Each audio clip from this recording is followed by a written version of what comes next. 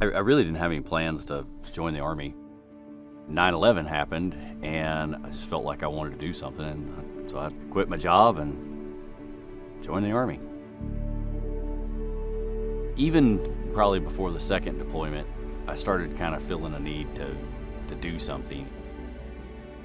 What we tried to do with Purple Heart Ranch was teach the Gold Star kids how they can be independent in the outdoors. It's the old adage, you'd rather teach them to fish than just hand them a big pile of fish.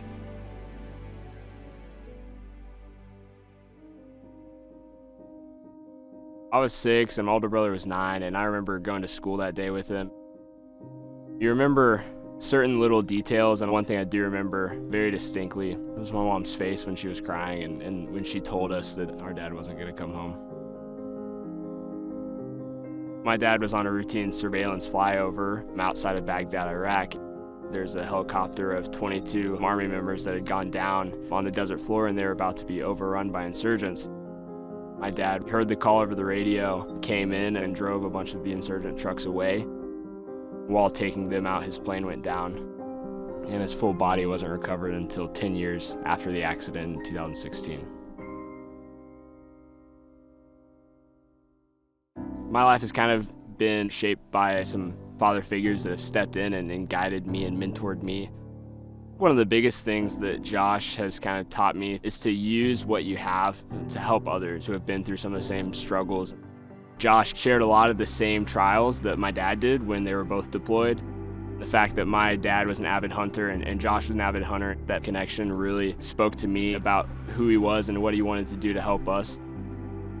I remember when Josh first met Greyson and just being very excited and wanting to learn about hunting and the outdoors. He's come so far in his journey and has become such a strong and passionate individual. My husband is such a huge part of my children's lives, and I can't imagine if he weren't here anymore. Being able to give back to families who have lost so much means a lot to us. There's a great need not only for just saying thank you and I'm here for you, but actually helping TAPS and Gold Star families physically with needs, and including meals and donations and volunteer work. That's pretty valuable. The way that my dad sacrificed his life to save the service members on the ground that day in Iraq, that was a reflection of the sacrificial love that he showed to my family every day. And that's one of the most valuable things that I have to hold on to is my dad's name and what he left for us in memory. That's looking at pictures, hearing stories, and feeling like I've grown closer to him even though he's not here. When I come out to places like this, something inside of me swells up and I feel kind of at peace. I feel closer to my dad because I know this is exactly where my dad would want to be with me at this moment.